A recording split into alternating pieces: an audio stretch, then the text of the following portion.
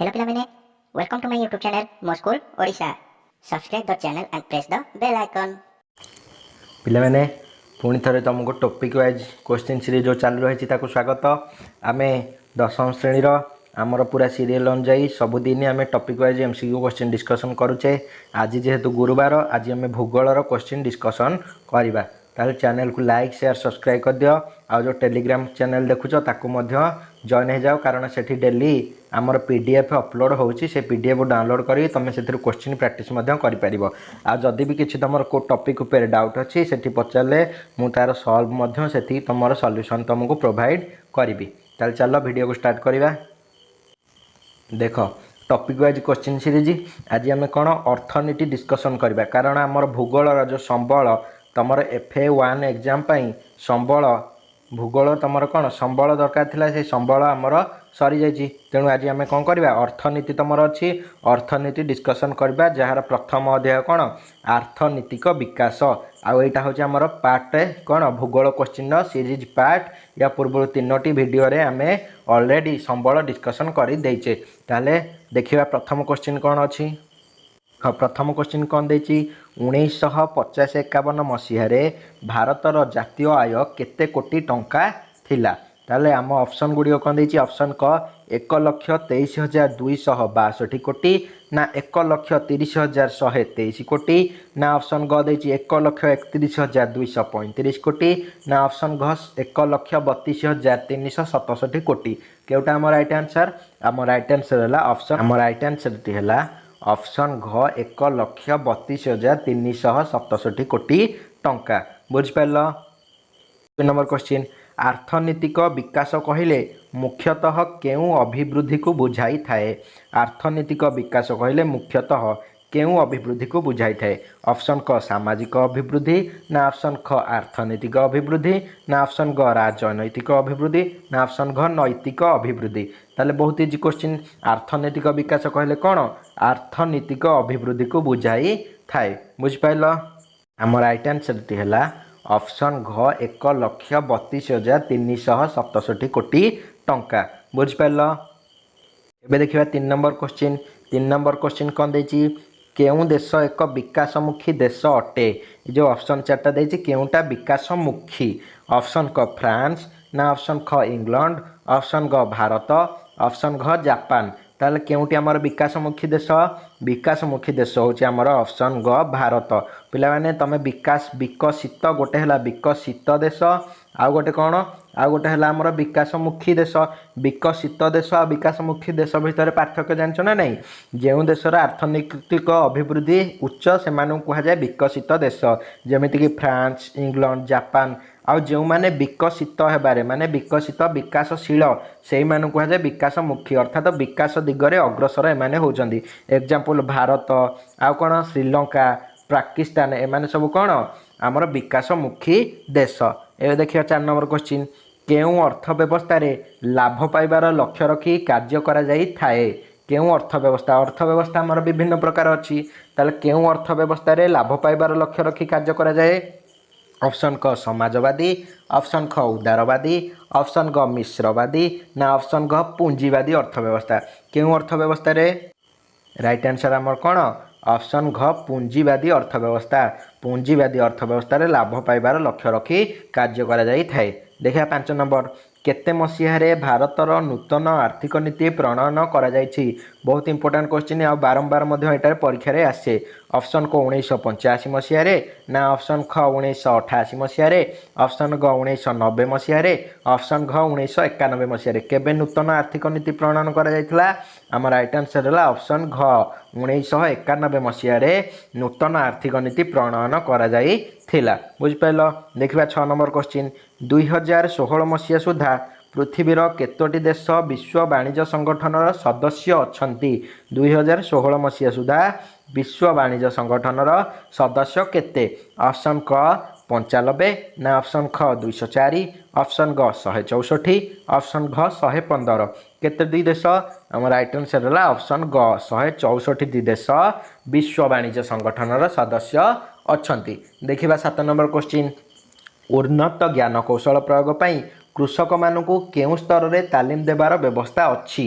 केउं स्तर रे राज्य स्तर रे ऑप्शन ख ब्लॉक स्तर रे ऑप्शन ग जिला स्तर रे ना ऑप्शन घ ग्राम पंचायत स्तर रे केउं स्तर रे आम तालीम देवार व्यवस्था अछि आम राइट आंसर है कौन ऑप्शन घ ग्राम पंचायत स्तर रे तालीम देवार व्यवस्था अच्छी बुझिपार देखा 8 नंबर क्वेश्चन निम्नलिखित मध्यरु केउंटी सरकारक द्वारा प्रतिष्ठित और परिचालित एक उत्पादनकारी संस्था अटे सरकारक द्वारा ऑप्शन क बजाज ऑप्शन ख टाटा ऑप्शन ग रेल विभाग ऑप्शन घ रिलायंस आमर केउंटी आम राइट आंसर है रेल विभागटा आमर सरकारक द्वारा आ जो बजाज कुह टाटा कुह रिलायंस कुह एरा सब कौन एरा गोटे गोटे प्राइवेट कंपनी अर्थात व्यक्ति विशेषक मालिकाना रे अच्छी बुझिपार एवं देखा आम कौन एवं देखा आम 9 नंबर क्वेश्चन कौन देख देख विश्व वाणिज्य संगठन मुख्य कार्यालय केउठारे अवस्थित विश्व वाणिज्य संगठन मुख्य कार्यालय केउठारे अवस्थित ऑप्शन क लंडन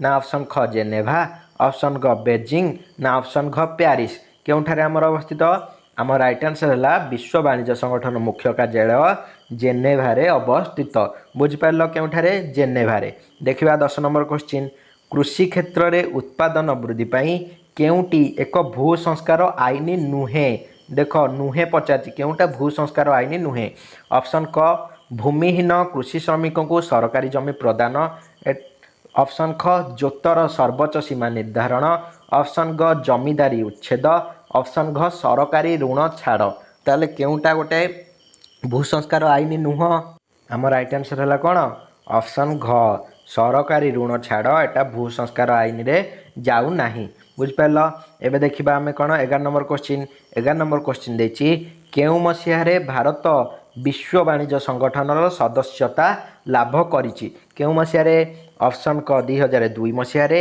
ना ऑप्शन ख 2001 मसीहारे ऑप्शन ग 2005 मसीहारे ऑप्शन घ 1999 मसीहारे केउ मसीहारे आम राइट आंसर है ऑप्शन ख 2001 मसीहारे भारत विश्व वाणिज्य संगठन सदस्यता लाभ करिछि बुझिपार एवं देखिए 12 नंबर क्वेश्चन केउ मसीहा परठारु भारत में द्रुत शिल्पायन पाई शिल्पनीति कार्य करा जायछि केउ मसीहा परठारु शिल्पनीति कार्य करा जायछि ऑप्शन क 1948 ऑप्शन ख 1950 ऑप्शन ग 1946 ऑप्शन घ 1947 केउ मसीहा ठारू आमर शिल्पनीति कार्यकारी होइछि राइट आंसर है ऑप्शन क 1948 मसीहा ठारू शिल्पनीति कार्यकारी हेउछि देखा 13 नंबर क्वेश्चन केउ क्षेत्र में नूतन अर्थनीति देशपाई आसान रूप भाव सहायक हो पारि नाही केउ क्षेत्र में सहायक होइनी ऑप्शन क कृषि ऑप्शन ख वाणिज्य ऑप्शन ग शिल्प ऑप्शन घ नियोजन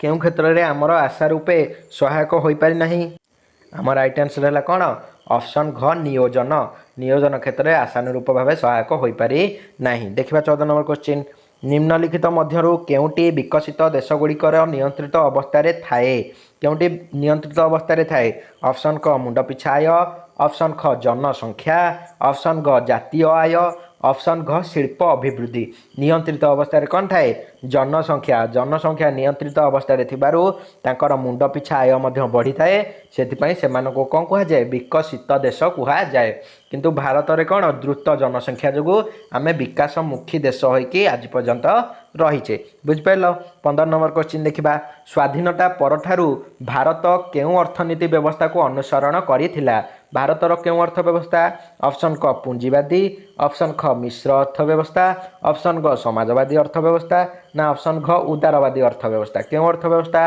आम राइट आंसर है ऑप्शन ख मिश्र अर्थव्यवस्था भारत मिश्र अर्थव्यवस्था को अनुसरण करिथिला बुझिपार 16 नंबर क्वेश्चन देखा जगतीकरण व्यवस्था को केउ प्रकार अर्थनीति कुहा जाए जगतीकरण ऑप्शन क बजार भित्तिक ना ऑप्शन ख समाज भित्तिक समाजवादी ऑप्शन ग मिश्र अर्थनीति ना ऑप्शन घ पूंजीवादी केउ प्रकार अर्थनीति कुहा जाए आम राइट आंसर है ऑप्शन क बजार भित्तिक अर्थनीति कुहा जाए बुझिपार देखा 17 नंबर क्वेश्चन जातीय आय को देशर मोट जनसंख्या द्वारा भाग कले देशर केउ आय निरूपित होता है जातीय आय को जनसंख्या द्वारा भाग कले कौन बाहर थाए जातीय आय बाहर थाए ना वार्षिक आय बाहर थाए ना मुंड पिछा आय बाहर थाए ना मासिक आय बाहर थाए केउ आय आम राइट आंसर है मुंड पिछा आय बाहरी थाए अर्थात गोटे लोक प्रति केते सी टंका रोजगार करछि ताहाको मुंड पिछा आय कुहा जाए बुझिपार।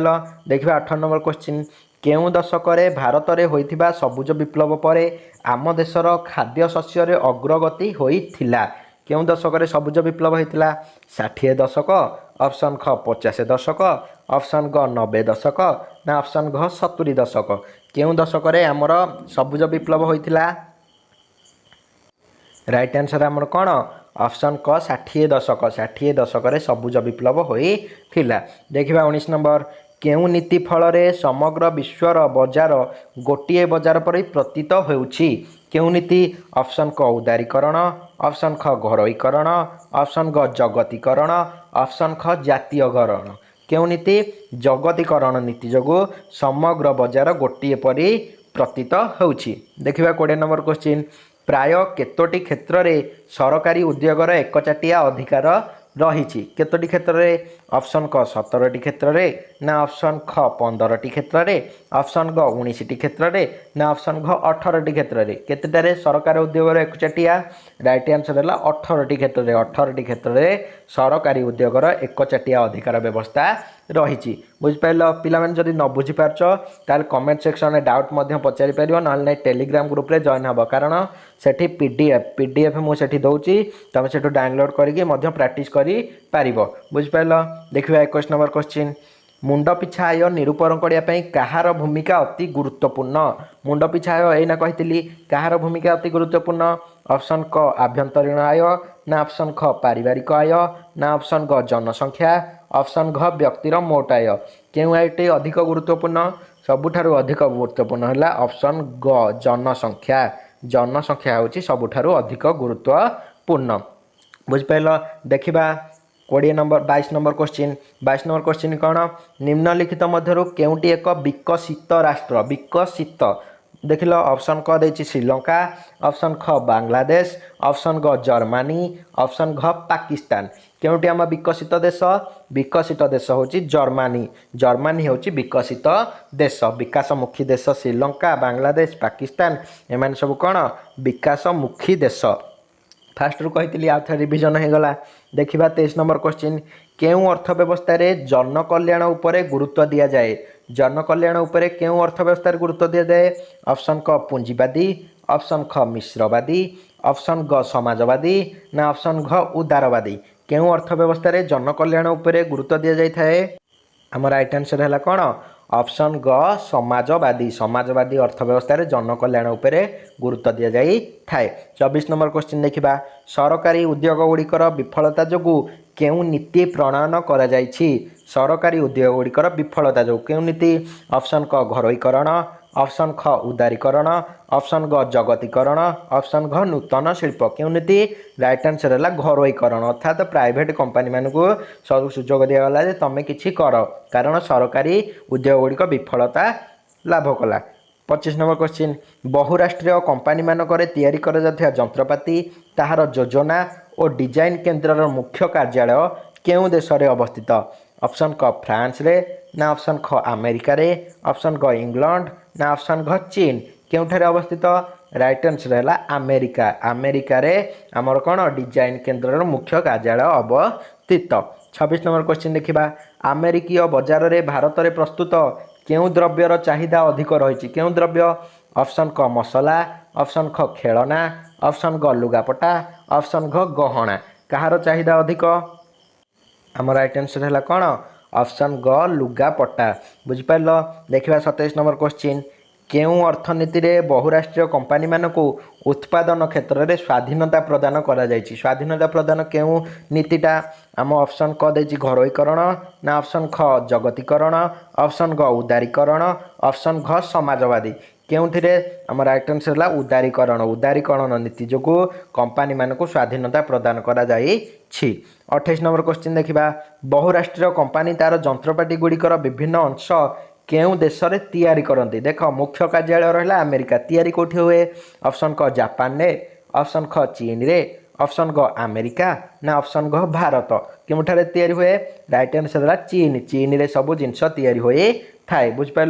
देखिबा 29 नंबर क्वेश्चन कौनसी देशर वर्षक मध्य उत्पादित होता समस्त द्रव्य सेवार मुद्रागत मूल्य और विदेश आसुथिबा आयर समष्टि को कौन कहुए? ऑप्शन क मोट जातीय आय, ऑप्शन ख वार्षिक आय, ऑप्शन ग मुंड पिछा आय ना ऑप्शन घ मासिक आय क्यों आय कह जाए आम राइट आंसर है मोट जातीय आय।